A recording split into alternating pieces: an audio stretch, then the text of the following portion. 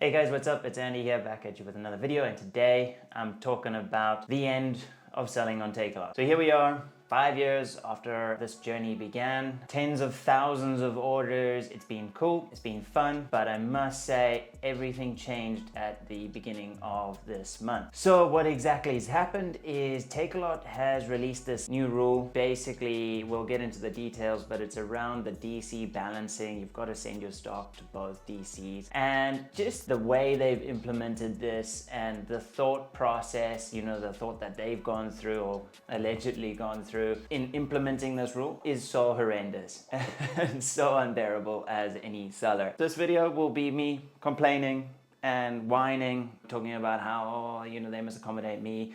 But I do think I've got a point, and I've validated my emotions with other sellers and other integration partners and everyone on my network, and everyone's having the same issue. So let me complain for a little bit. Complaining beginning. What they've done is they've taken the requirement to put stock in both DCs a little bit more intensively. Obviously, probably because Amazon's coming and they want stock to be able to be there quick enough so that they can fulfill their Takealot Prime type of thing, and they can give you the same day delivery. So the only way they can do the Takealot Prime delivery, same day type of thing is if they've got the TV you want to buy in a distribution center in Joburg, Cape Town, or Joburg. Well, Durban's to come. So what they do is okay, so say you sell this water bottle on Takealot. You need to have stock in Joburg and stock in Cape Town at the same time, and then you get a tick.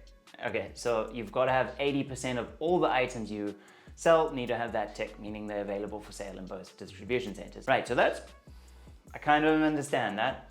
And it's not great of a rule on its own because that's very cash flow intensive. You have to, as a small business, only sell that stock that you send in on Takealot. You can't sell it on your website and then pull it back in and then, ship it off. It doesn't work like that. You have to then buy it, send it to Takealot and wait. So on the other hand, you're probably gonna get more sales because the customer sees it and they're like, ooh, I can get that same day. Great.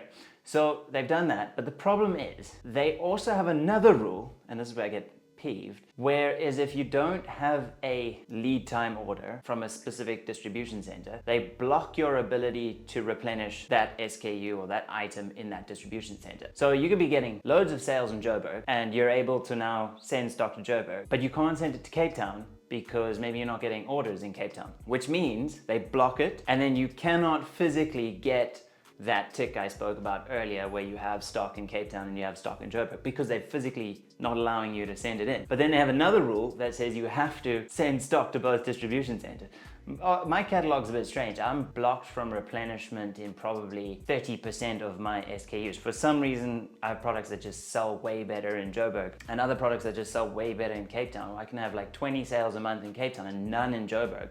Or maybe it's because it's blocked in Joburg that I can't replenish it. So they'll unblock it if you get a lead time order for that distribution center. But I don't think they give you a lead time order if you have stock in Cape Town. They'll just send that order from Cape Town to Joburg and then Joburg to the customer. Hence it stays blocked forever. And then they say, okay, you can run a promotion, but I've got 700 SKUs and I don't have the resources to run a promotion on every single item just to be able to then send it into Takealot DC and then to assess the sales, potential sales for it. They've made a rule that contradicts itself, and it means the only thing you can do is to stay within compliance is to pull stock from distribution centers that are selling well to be able to get that tick. And the only way you can get the tick is if I've got no stock in both distribution centers. It is so infuriating.